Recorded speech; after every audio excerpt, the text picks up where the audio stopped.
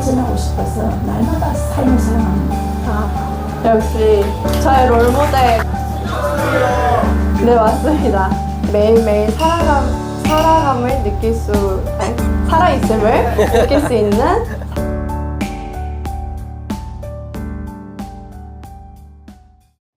이분은 좀 커리어가 특이합니다.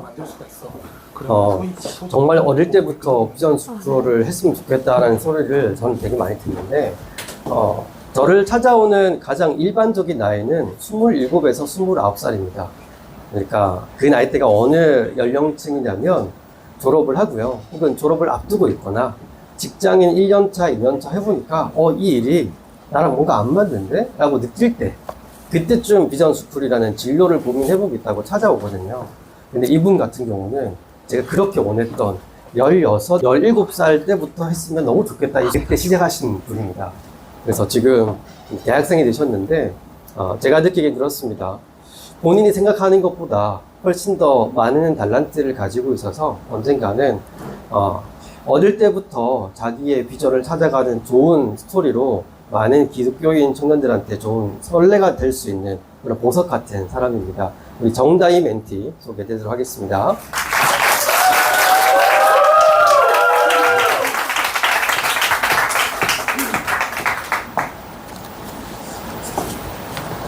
안녕하세요. 오늘의 강연을 맡게 된 비전스쿨 467기 정다희 멘티입니다. 반갑습니다. 네, 오늘 제가 할 강연의 제목은 삶을 사랑하는 법이라는 제목이고요. 먼저 강연을 시작하기 전에 질문 하나 드리고 시작하겠습니다. 여러분들은 여러분들의 삶을 사랑하시나요? 만약 그렇다면 그 이유는 무엇인가요? 혹시 이 질문에 네 라고 답하실 분들 손 들어주시겠어요? 네. 저희 어머님께서 손을 들어주셨는데 혹시 이유를 여쭤봐도 될까요? 간단하게. 이 땅에 만나는 사람마다 그리스도의 그 사랑과 기쁨, 이것을 늘 전하고 싶어서 날마다 삶을 살아갑니다. 역시 저의 롤모델 같은 분의 답변입니다. 그러면 이 질문에 이번엔 제가 한번 답해 보도록 하겠습니다. 이 질문에 대한 과거의 저의 답은 이랬어요. 과거에 저는 제 삶을 사랑하지 않았었어요. 그게 어느 정도였냐면 스스로를 구더기라고 부를 정도였거든요. 이 세 가지는 저의 과거를 나타내는 세 가지 키워드입니다. 조울증, 트위터, 쓰레기. 여기서 쓰레기는 저를 칭하는 말은 아니에요. 과거에 저는 심한 조울증과 불면증을 앓았었는데요. 툭하면 밤을 새며 트위터 친구들과 어울리기 일쑤였고요. 이게 제가 인터넷에서 찾은 사진인데 과거에 제 방이 이거랑 똑같았었어요. 정말 이만큼 우울하고 불안했던 사람이었습니다. 이런 시간들을 계속해서 보내다 보니 자연스럽게 자존감도 낮아지고 점점 삶의 의미를 잃어갔었던 것 같아요. 하지만 이랬던 저에게 삶의 의미를 찾게 해준 게 있습니다. 혹시 뭐일 것 같나요? 맞춰주시겠어요? 네, 맞습니다. 비전스쿨을 듣기 초반까지만 해도 저는 말끝마다 죄송합니다 라는 말을 할 만큼 피해의식이나 자기 연민이 심했던 사람이었어요.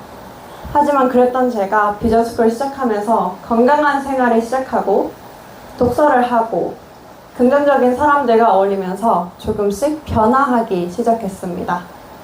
오늘은 이런 저의 변화에 영향을 준 여러 가지 요소들 중 두 가지에 대해서 얘기를 해보려고 해요.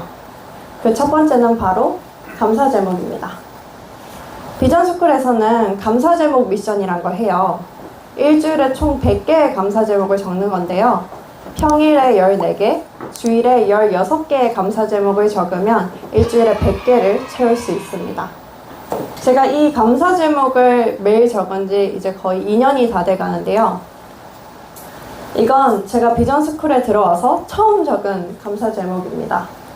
보시다시피 하루에 3개도 적기 힘들어 할 만큼 정말 감사 훈련이 안 돼 있던 사람이었어요.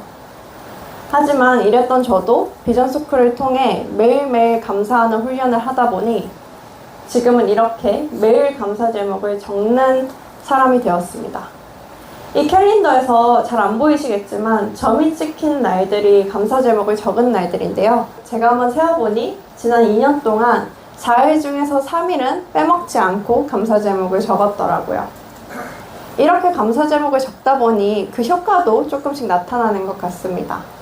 감사 제목에는 여러 가지 효과가 있겠지만 그 중에서 제가 가장 좋아하는 것은 이거예요. 바로 자신의 삶을 사랑하게 된다는 것. 과거에 저는 주변 사람들의 말에 툭 하면 짜증을 내고 자기가 가진 것에 만족하지 못하는 사람이었는데요. 그랬던 저에게 감사 제목은 삶을 바라보는 하나의 핑크빛 렌즈가 되어주었습니다. 제가 얼마 전에 친구랑 일본 여행을 다녀왔어요. 근데 저희가 운이 정말 안 좋았는지 그 마지막 날에 딱 태풍이 온 거예요. 공항 안내판에는 겨랑이란 글자만 잔뜩 뜨고 사람들은 공항에 갇히고 화가 난 승객들은 승무원이랑 싸우고 완전 난리도 아니었습니다. 하지만 그렇게 너무나도 스트레스 받을 만한 상황에서 제가 어떻게 행동했는지 아세요? 하나님께 저의 감사 능력을 훈련하심에 감사하고 있었어요. 비행기표가 50만 원이더라도 한국에 갈 수 있어서 감사. 여행자 보험이라도 드러나서 감사. 이러면서요. 이 정도로 감사 훈련을 하다 보니 이제는 평범한 일상 속에서는 거의 스트레스 받을 일이 없는 것 같습니다. 자연스럽게 제 삶이 잔잔하고 평화로워지는 것 같아요. 감사 제목의 힘은 그런 것 같습니다. 작은 기쁨은 크게 느끼고 큰 불행은 작게 느끼게 하는 것. 이렇게 조금씩 제 삶의 행복을 쌓아가다 보니 제 삶을 자연스럽게 사랑하게 되는 것 같아요. 제 삶을 사랑하게 만든 것 그 두 번째는 바로 비전입니다. 감사 제목이 지하에 있던 저를 지상으로 끌어올려줬다면 비전은 저에게 세상이란 하늘을 날게 해주는 날개가 되어 주었어요. 저는 무언가를 마케팅하고 기획하는 것을 정말 좋아하는데요. 제가 그것을 발견하게 된 계기는 이렇습니다. 저는 고등학생 3년 동안 창업을 3번 했었어요. 그때 처음으로 온라인에 제가 만든 공예품을 팔아봤었는데요. 그때 이렇게 인생 첫 펀딩도 성공했었습니다. 근데 이렇게 한번 물건을 팔아보니까 정말 신기하게도 제품을 만드는 것보다 마케팅을 하는 게 더 재밌는 거예요. 제가 계산한 대로 실제로 사람들이 구매까지 하는 게 너무 신기했던 거죠. 그래서 이 내용을 비전스쿨 초반 글쓰기 과제로 제출을 하게 됩니다. 그러고 받은 저를 표현하는 비전 키워드들이 바로 이거예요. 크게는 제품 기획, 개선 욕구, 창조적 즐거움 등이 있는데요. 이것들을 딱 받자마자 와, 완전 내 거다! 이런 생각이 드는 거예요. 그만큼 저를 너무 잘 표현하는 키워드들 같았던 거죠.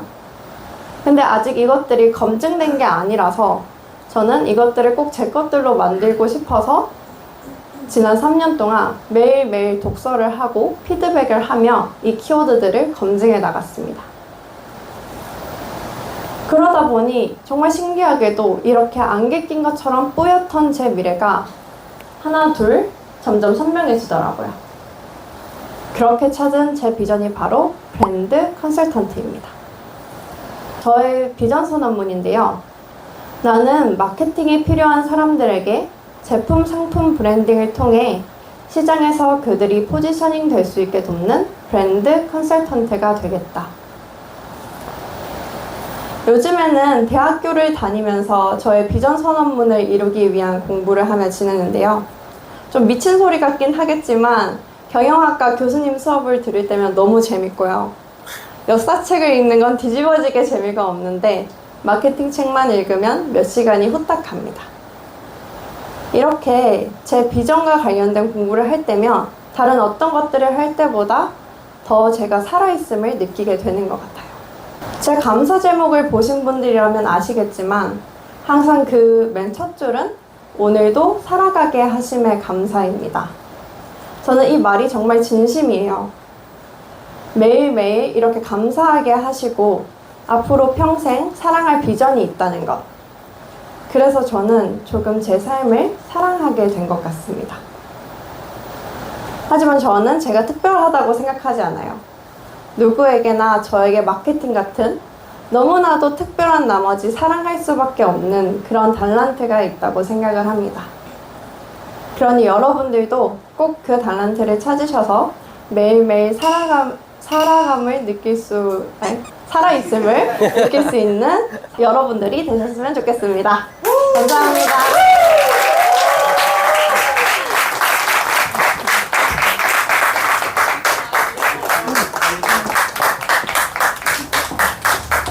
예. 방금 마지막에 아잉 할 때가 진짜 다인데 제가 아는 그 귀여움이 잠깐 나왔고